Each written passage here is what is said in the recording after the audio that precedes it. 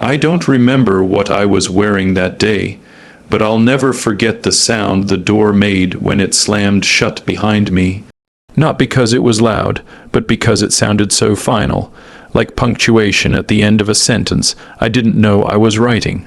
I'd lived in that house for almost 4 years. At first, it felt like home. It was my cousin Malik's place.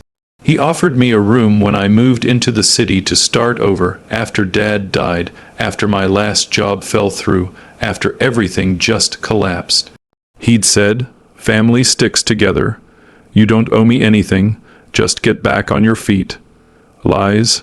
Sweet lies wrapped in the kind of smiles that feel like safety. I believed him. It wasn't just Malik. There was his girlfriend, Renee, and their 2 roommates, Tyson and Lexi. We were a kind of mismatched, chaotic family. Movie nights, take-out dinners, running jokes, and lazy Sundays. I cleaned the kitchen. I paid what I could. I helped them move furniture.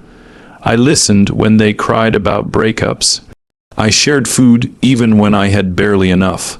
I thought they cared. I thought I mattered, but I should have known. It started small, side comments, snide remarks about me not doing enough, or being in the way. Started hiding her food, even though I never touched it. Tyson stopped responding to my good mornings, and Malik, he stopped making eye contact, cold, clipped conversations. Always too busy, always distant. Then came the night it all broke. I had just come home from a job interview, one I didn't get. My clothes were wrinkled, my shoes had holes in them, but I was still hopeful, still clutching my little paper folder of resumes like it meant something. The living room was quiet, too quiet. Everyone was sitting there, like an intervention scene from a drama, only crueler. I stood up first. "You need to leave," she said, arms crossed. "What?" I laughed. "Is this a joke?" No one laughed. Malik didn't even look at me when he said it. "We've talked about it. You're not working, you're taking up space, and we're done helping you. It's time for you to go." "But I just had an interview today. I'm trying." Tyson scoffed. "Trying? You've been trying for months. This isn't a shelter." I turned to Malik. "You said I could stay until..." I changed my mind, and just like that, the floor dropped out from under me. They didn't give me a day, not even a night. They had already packed my things, garbage bags, torn half, filled. My books shoved between old fast food wrappers, my clothes wrinkled and stained. I found one of my photo albums at the bottom of the trash can, soaked in soda. A picture of me and my dad stuck to an old pizza box. I don't know if they knew what that photo meant to me. I don't know if they cared. No one helped carry my stuff. No one said goodbye. I lit a cigarette. Malik went back to scrolling on his phone. Tyson turned the TV up. Lexi didn't even come out of her room. I stood on the sidewalk, holding 2 trash bags and a backpack. The sky was gray, drizzling. My phone battery was at 9%. My last paycheck had gone toward groceries for them the week before. I called 3 people that night. One didn't pick up. One said, "Damn, that's rough," and hung up. The third asked, "Can't you stay at a shelter or something?" So I slept in the backseat of my car. The seats were cold, the windows fogged. I curled into myself like a question mark, shaking, shivering, humiliated. And I cried, not like in movies, not pretty, single, tear crying. I cried ugly, loud, the kind of sobs that make your whole body ache. I cried for the betrayal, for the loneliness, for the years I wasted trusting people who saw me as disposable.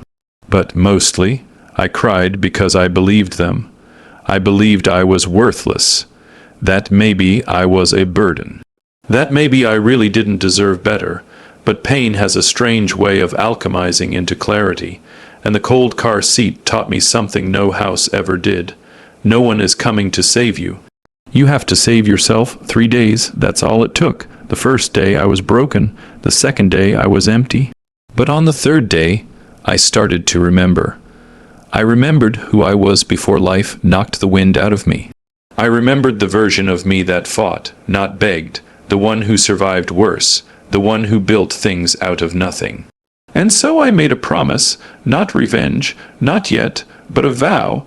They will remember the day they threw me away. Because it will be the day they unknowingly created their biggest regret. I started small. I found a gym with free showers. I sold some old books online and made enough to buy a cheap pair of shoes. I found a co-working space that didn't ask questions and let me use Wi-Fi for free. I found my hands again, typing, writing, reaching out to people who did believe in second chances. I reconnected with someone I met months ago, a woman named Carla who ran a nonprofit helping struggling young adults.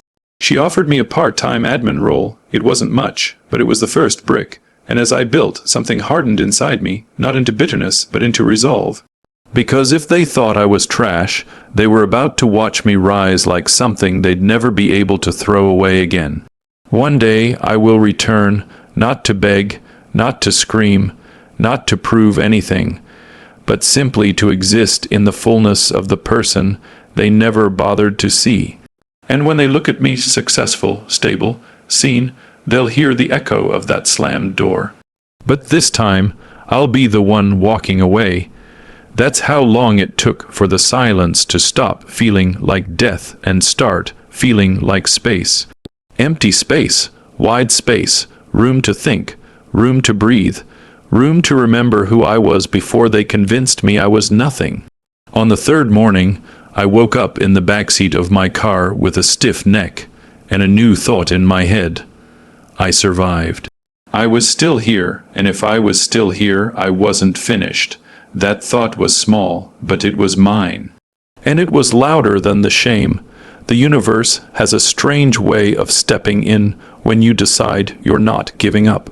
Not offering comfort, but offering chances. That morning, I drove to a 24-hour cafe that left its Wi-Fi on even when it was closed.